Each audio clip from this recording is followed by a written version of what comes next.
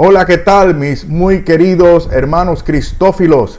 Bienvenidos otra vez a nuestra comunidad de estudio y edificación espiritual. En esta reflexión vamos a ver cómo debería ser la apologética católica según Primera de Pedro capítulo 3 versículo 15. Esa es la cuestión a la que vamos a tratar de dar respuesta el día de hoy. ¿Cómo debería ser la apologética católica según Primera de Pedro capítulo 3 versículo 15?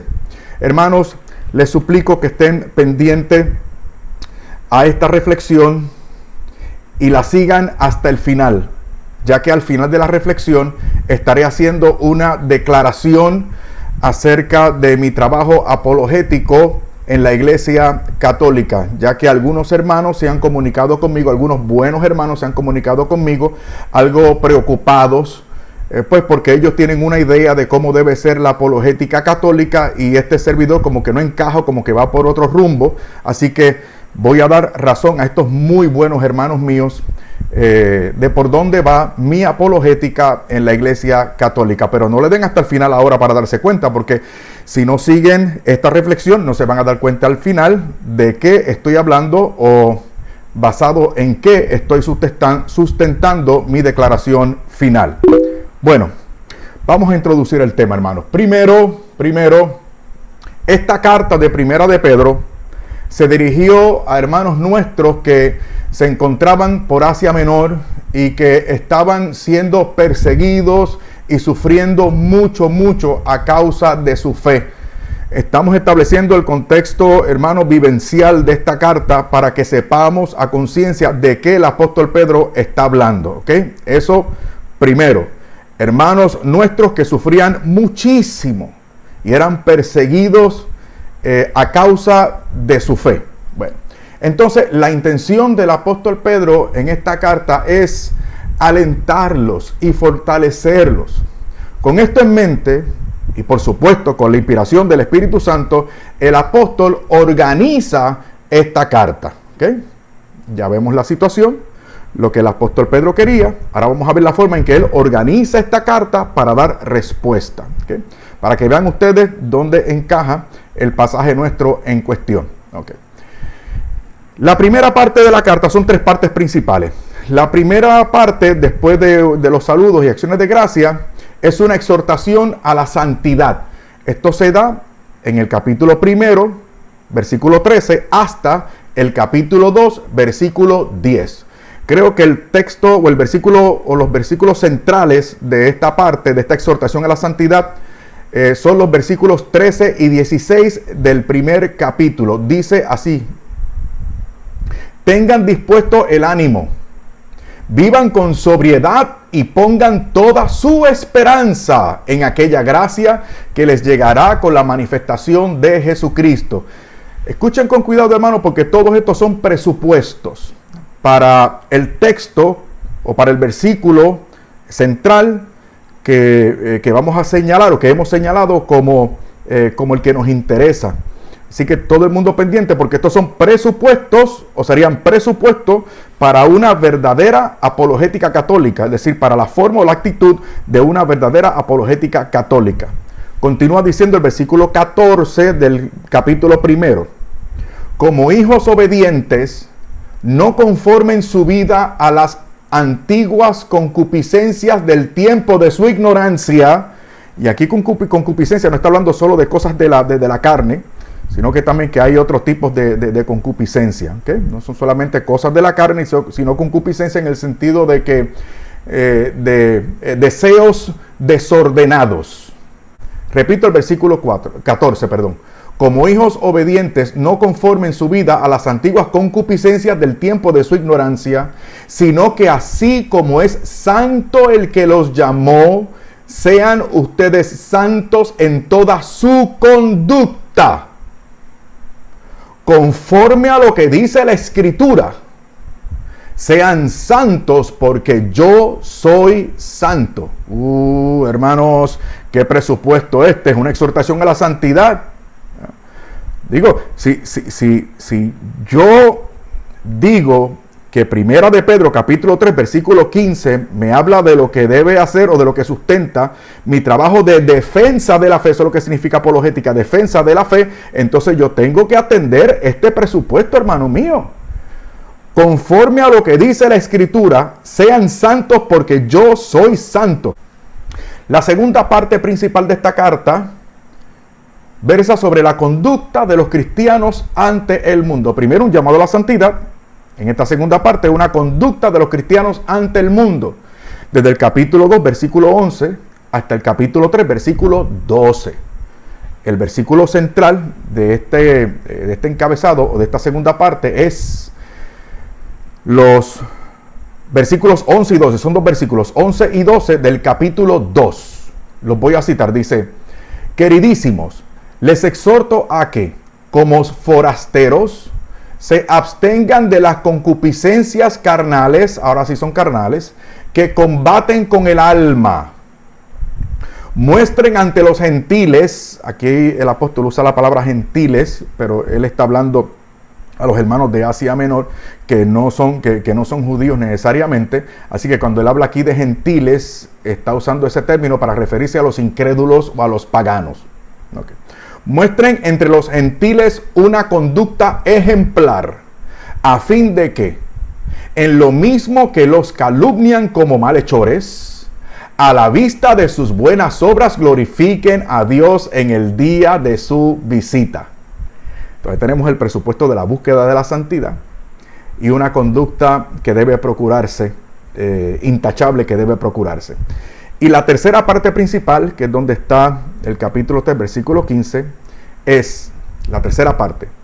Actitud del cristiano ante los padecimientos. Primera parte, un llamado a la santidad. Segunda parte, un llamado a la buena conducta. Tercera parte, un llamado a la militancia y la perseverancia de los cristianos ante los padecimientos. Esa tercera parte se encuentra entre el capítulo 3, versículo 13, hasta el capítulo 4, versículo 19. Bueno. Y luego entonces hay una cuarta parte, pero tiene que ver con exhortaciones finales. Bueno, entonces ya sabemos que nuestro pasaje se encuentra en el contexto de un llamado a la buena conducta de los hermanos. Ok, muy bien. A tono con este contexto, recuerden, el contexto de la situación que padecían aquellos hermanos, el contexto de la intención de San Pedro cuando escribe la carta, ¿okay? Y también a tono con la organización que el apóstol Pedro dio esta carta, entonces podemos meditar sobre este pasaje. Veamos pues, según el texto de hoy, cómo debe ser nuestra apologética. Son 4 cosas. El Espíritu Santo inspiró al apóstol San Pablo para que nos hable de 4 cosas que nos señalan la forma de hacer apologética. En primer lugar, nuestra apologética o defensa de la fe debe ser razonable. Debe ser razonable. Versículos 13 y 14 dice: ¿y quién podrá hacerles daño si son celosos del bien? Sigue aquí con algunos presupuestos. De todos modos, si tuvieran que padecer por causa de la justicia, bienaventurados ustedes. No teman ante sus intimidaciones, ni se inquieten. Entonces, aquí nos están haciendo un llamado para que no tengamos miedo y para que no nos dejemos intimidar por los ataques o por las cosas malas, feas y violentas que se dicen de nosotros. ¿Cuál debe ser entonces la actitud nuestra? Debe ser una actitud apacible, una actitud valiente, una actitud militante. Y además debe haber una actitud optimista. Miren, por ejemplo, para que vean en qué podemos fundamentar nosotros nuestro optimismo al respecto. Mateo capítulo 5, versículo 11 dice: bienaventurados. Y ya ustedes saben que la palabra bienaventurado significa felices. ¿Okay? Felices sean ustedes y yo, cuando os injurien, os persigan y mintiendo digan contra nosotros, o mintiendo digan contra vosotros todo tipo de maldad por mi causa. alegraos y regocijaos, porque vuestra recompensa será grande en el reino de los cielos. De la misma manera persiguieron a los profetas antes que a vosotros. ¿Ven ustedes? Una de las bienaventuranzas están destinadas para aquellos que sufren por la causa del Señor. Así que cuando hay ataques, cuando se cometen injusticias, cuando se hacen retos o de forma virulenta se nos trata por causa de nuestra fe, por un lado, y por otro lado, siendo nosotros inocentes, entonces nosotros debemos estar alegres. Por eso es que una apologética católica tiene que ser una apologética alegre. Yo no creo que esté diciendo esto, mis hermanos.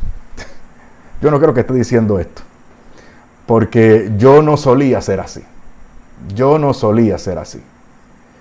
Pero nada, los años han ido pasando y me he ido metiendo más con la palabra de Dios y he desarrollado más mi carácter como católico, que me ha puesto en conexión con el espíritu de la palabra de Dios, que me conduce a que yo trate de ser como Jesucristo. Y nada, todas estas cosas han servido para que tenga que amoldar mi carácter.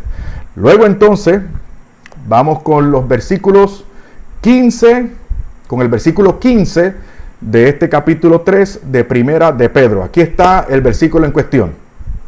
Vamos a ver 6 cositas acerca de este versículo. Si no, o sea, primero, ¿qué dice el versículo anterior?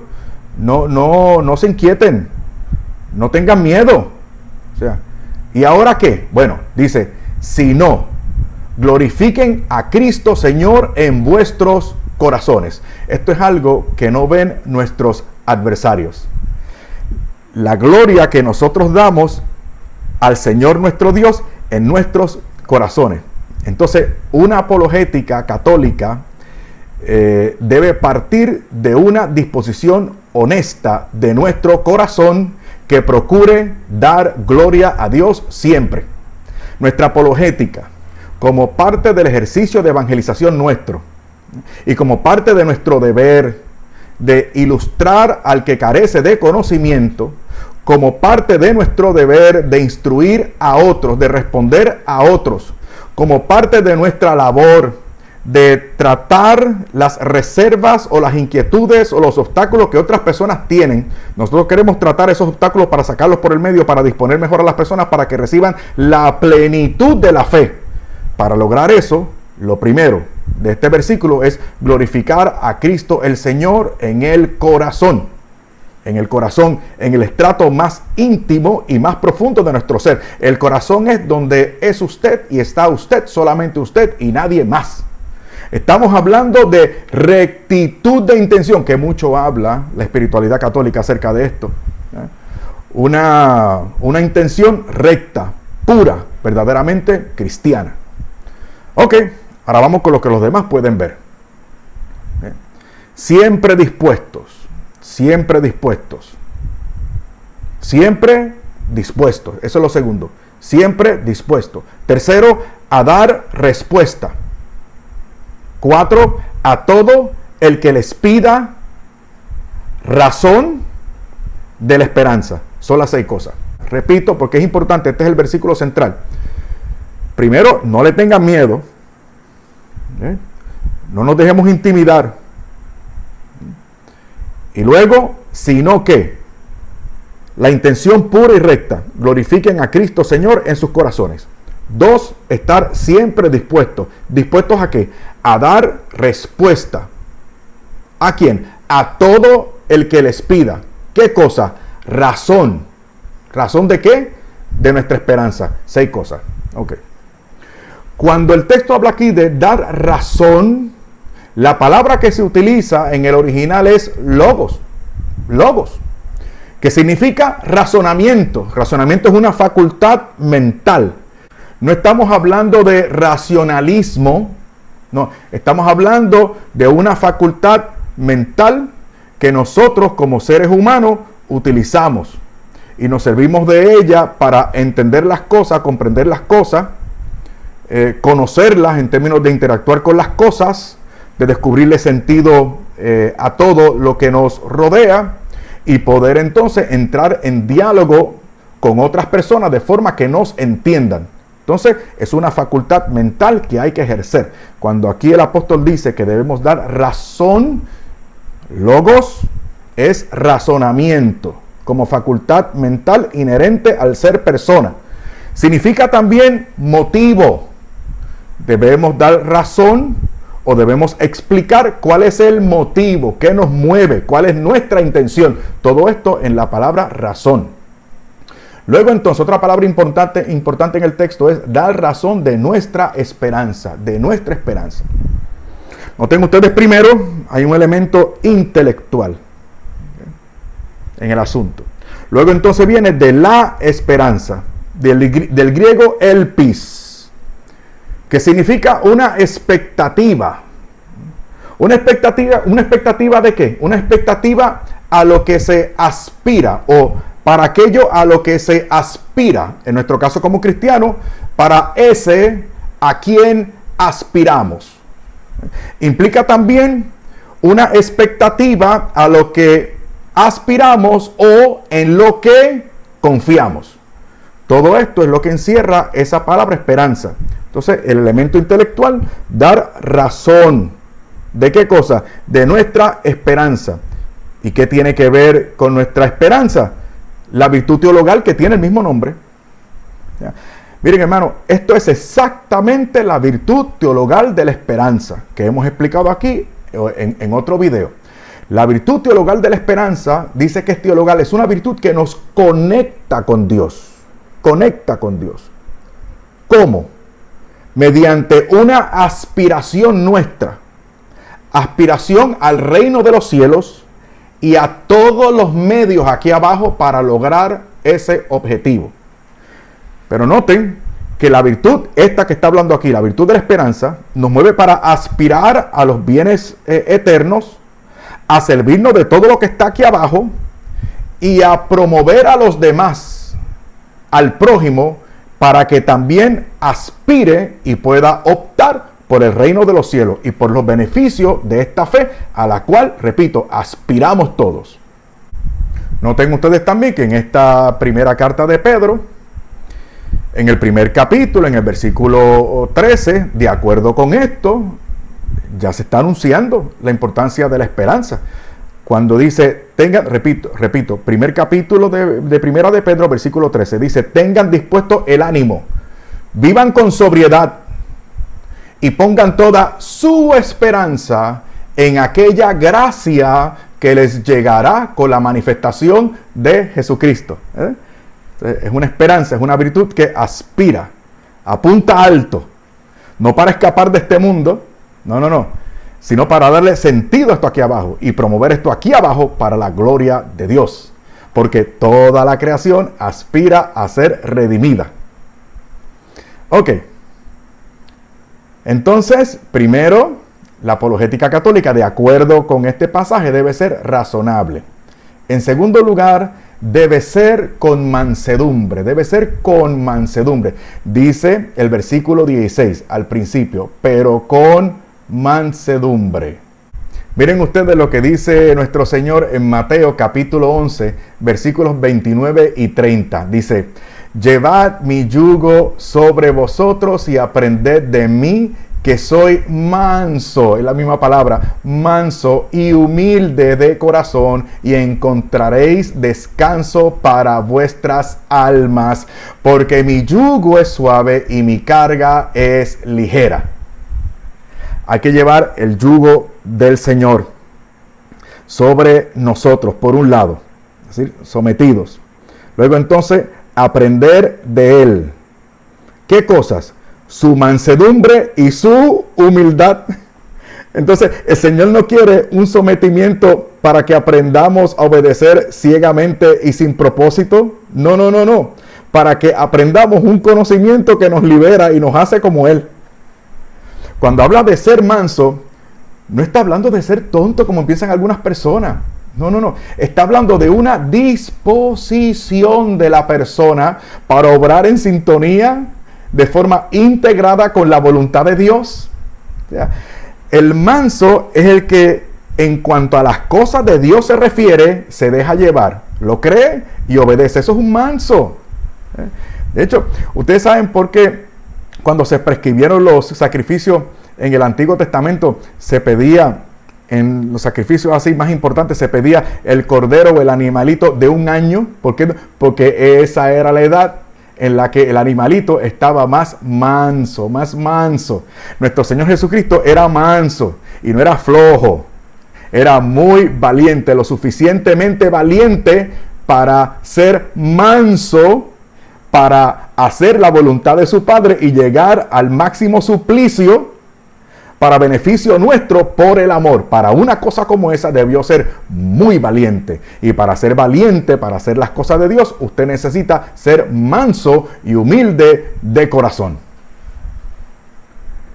Así que, miren ustedes, todo esto se implica, yo lo entiendo de esta forma, para ser un apologeta o un defensor de la fe, a tono con lo que implica el pasaje de hoy, o ese famoso texto de Primera de Pedro, capítulo 3, versículo 15. Tercero, nuestra apologética o defensa de la fe católica debe ser con respeto. Primero con mansedumbre y debe ser luego con respeto. Primero con mansedumbre y ahora con respeto. Miren, hermano, esto me llamó mucho la atención. La palabra respeto aquí viene del griego phobos. ¿Se acuerdan la palabra en castellano fobia? Que se puede traducir también como miedo. Obviamente no se refiere al miedo, puesto que la exhortación es a no tener miedo. Entonces aquí se trata de la segunda acepción. Y en términos muy teológicos, por cierto, se trata de un temor reverencial, que las Biblias traducen como respeto. Respeto, eso está bien. Es un temor reverencial. A ver si ustedes me van a entender. Dios mío, Señor, ayúdame. Cuando hablamos de un temor reverencial, estamos hablando de que en cierta forma usted reconoce que la persona que está al frente suyo es mayor que usted. ¿En qué sentido? En este caso, la persona que necesita una respuesta, la persona que necesita una explicación, la persona que necesita la transmisión del evangelio y la clarificación de la doctrina es una persona pobre, es una persona necesitada, es una persona urgida. Y en ese sentido, él necesita ser servido y yo estoy llamado a servirlo. Y aquel que es servido es mayor que el que sirve. En ese sentido, en términos puramente evangélicos, es decir, del evangelio de Jesucristo, esa persona es superior. Merece que yo le trate, que yo le responda, que yo lo atienda, que yo lo ame, que yo le tenga paciencia. Miren ustedes cómo... Ay, hermanos queridos. Esto me cambió, hermano. Esto me cambió. Esto me cambió, hermanos. Yo no sé cómo lo van a tomar, pero es que... Y otra vez no estamos hablando de una debilidad de carácter. No. Estamos hablando de una actitud netamente cristiana. Es decir, a imitación de Jesucristo. ¿Qué dice el Señor? Yo no he venido a ser servido, sino a servir. ¿A servir a quiénes? A servir a ustedes y a mí. Pobres y miserables pecadores. Criaturas. El todopoderoso Dios se desprendió de su gloria para hacerse como uno de nosotros. Él, el que lo sabe todo, viene a salvarme a mí, a redimirme a mí, a compartirme su revelación y a tener paciencia conmigo, hermano, que no puedo entender las cosas, que no puedo llegar a la profundidad del pensamiento de Dios, y Él me tiene paciencia y me da su palabra y me pone en sintonía con la Iglesia Católica para que la tradición con T mayúscula me brinde el sentido correcto de su palabra, de las Sagradas Escrituras. Entonces yo en mi trato con otro, lo voy a maltratar, lo voy a insultar, no le voy a tener paciencia. Una persona que me odia, ¿se merece que yo le tenga paciencia? ¿Se merece que yo le ame? ¿Se merece que yo le sirva? Y la respuesta es sí. Esa es la respuesta. Si soy cristiano y si estoy atendiendo los presupuestos que el Espíritu Santo le reveló a San Pablo en esta carta y de la que hemos hablado cuando explicábamos el contexto en el que se da esta carta, y de las mismas palabras del texto que estamos descifrando nosotros, ustedes y yo. Ok. Hemos dicho que debe ser con respeto. Ahora, en cuarto lugar, debe ser con una conciencia limpia. Debe ser con una conciencia limpia. Versículo 16. Teniendo limpia la conciencia, para que quienes calumnien su buena conducta en Cristo queden confundidos en aquello que los critican. Entonces, ¿cómo quedarán confundidos? ¿Cómo saldremos victoriosos? ¿Cómo lograremos nuestro propósito de defender nuestra maravillosa, bendita fe católica? Con buena conducta en Cristo. En Cristo. Para que así, dice el versículo, queden confundidos en aquello que los critican. Yo no digo esto porque esté por encima de los demás o porque haya tenido un conocimiento extraordinario al cual los demás no tienen acceso porque yo soy especial, no. Es que yo he sufrido esto en carne, yo lo he sufrido en carne.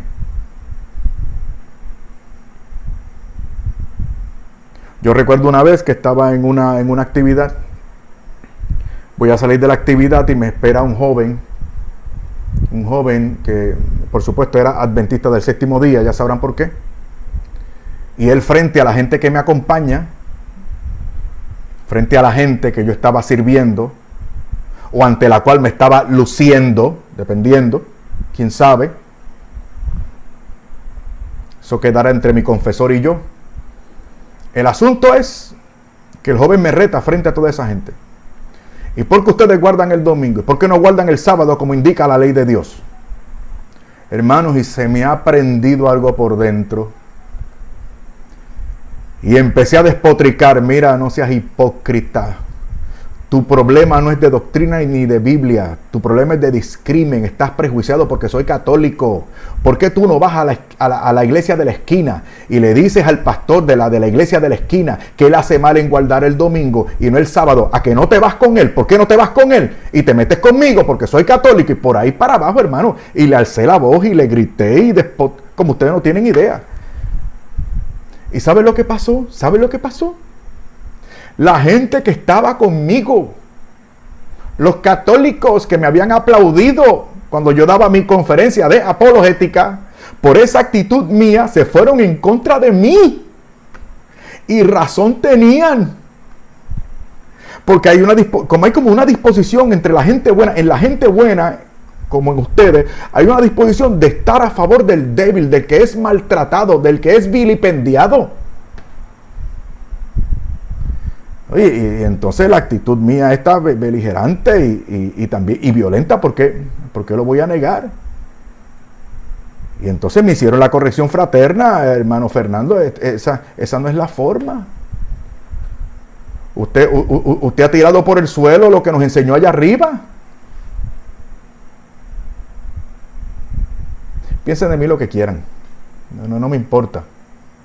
Esta es nuestra comunidad. Esta es nuestra comunidad. Y ustedes son mis hermanos.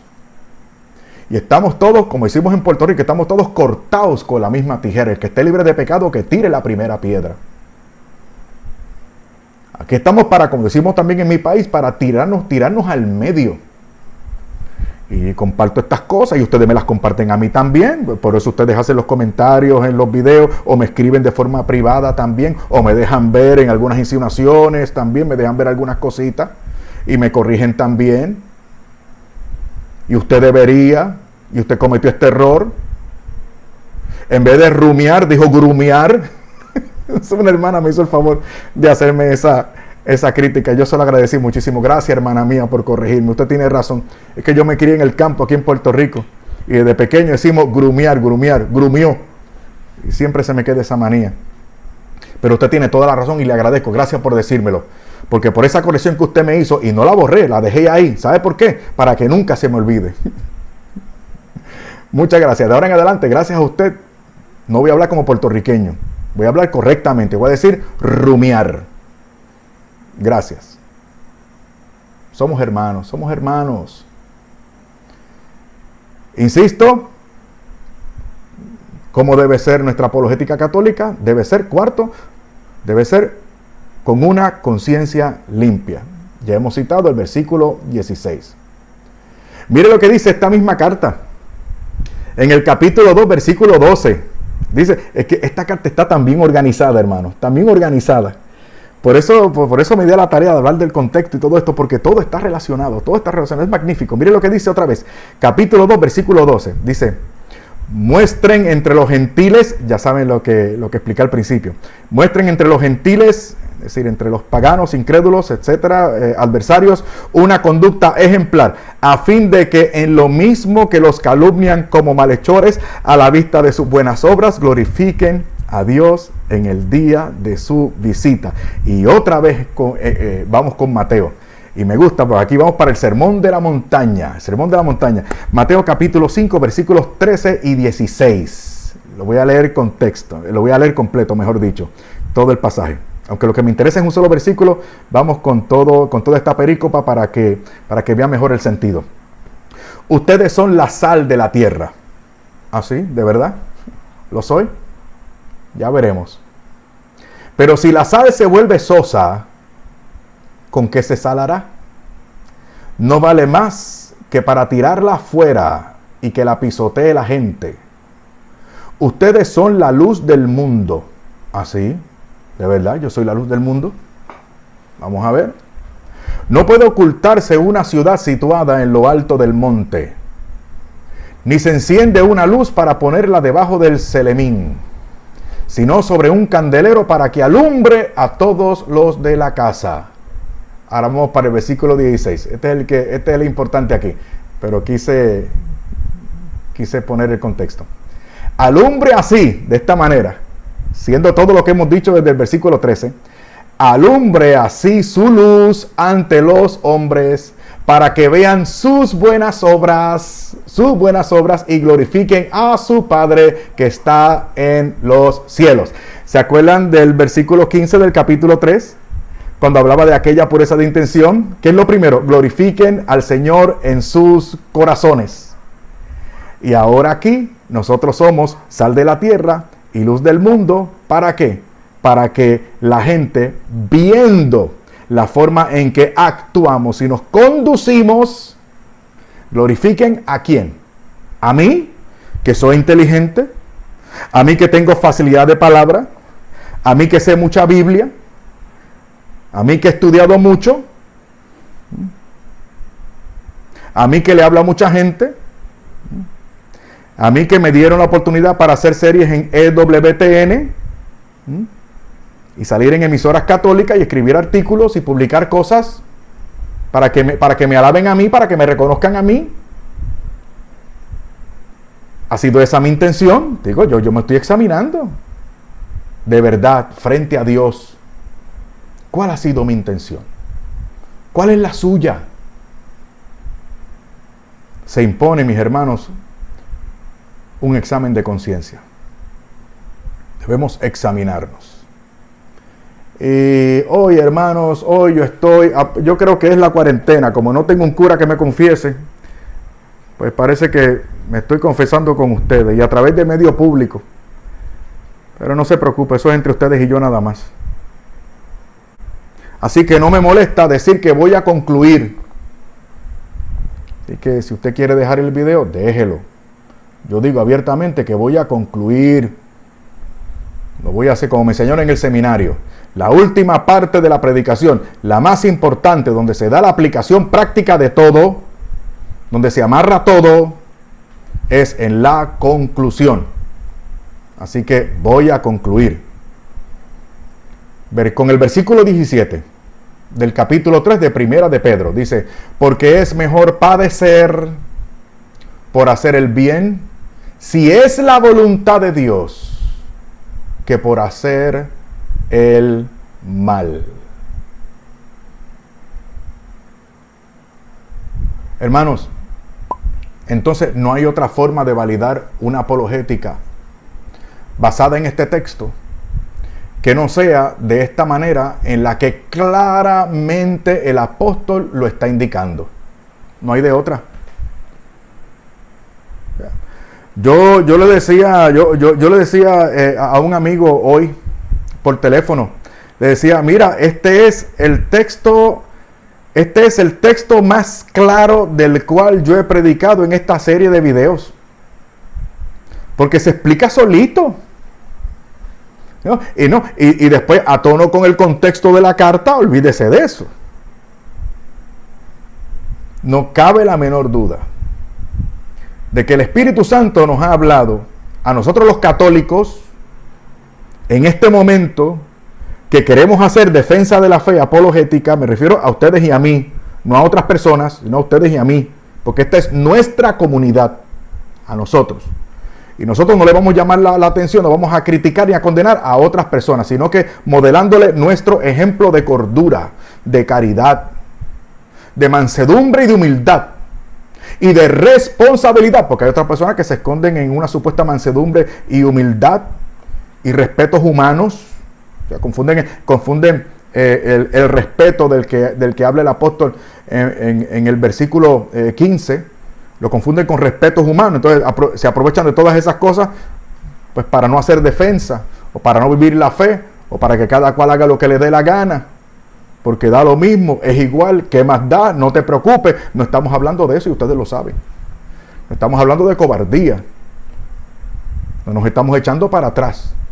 Vamos para el frente, haciendo lo que hay que hacer.